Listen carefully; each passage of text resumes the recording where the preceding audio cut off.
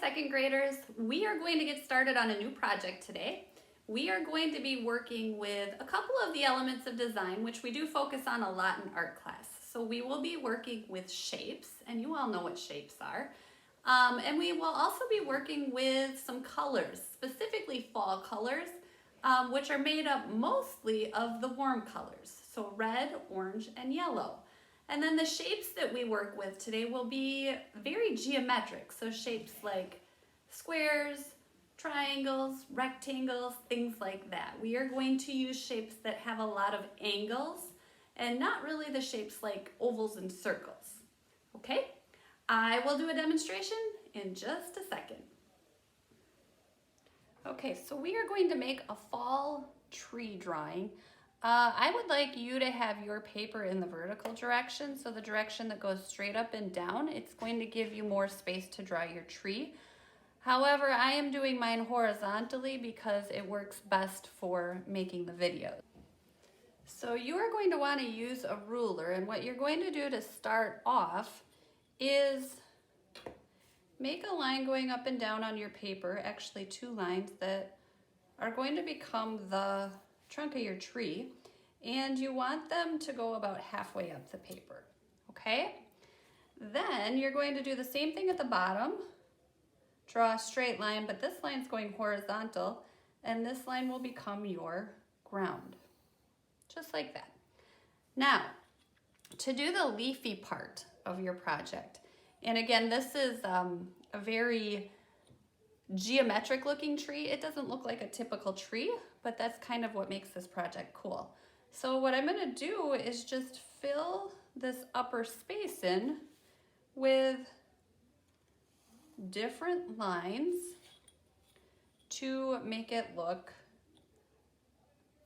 leafy and like a tree. Okay? So notice that when I do this, I'm not just taking my lines and going all the way across my paper, because sometimes when you do that, your design can come a little bit, or can get a little bit boring actually. So I'm just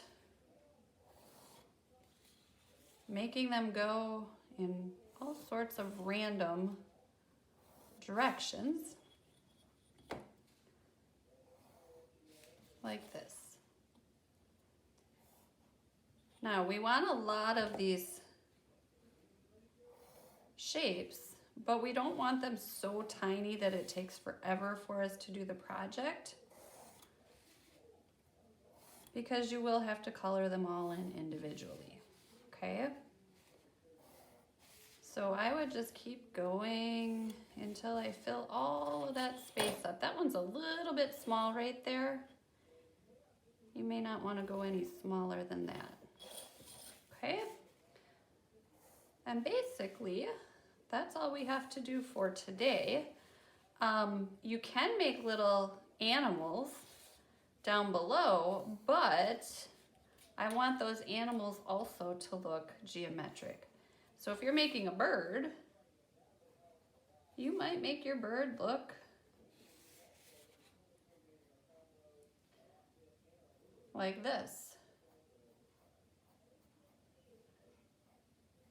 Okay, or if you want to make a cat, it might have a square head and a rectangular body and then the triangle for the ears. So what I would like you to do for next time is finish the drawing part of the project. Don't Sharpie, don't color, but bring this back to class with you next time so we can move on to the next step of the project.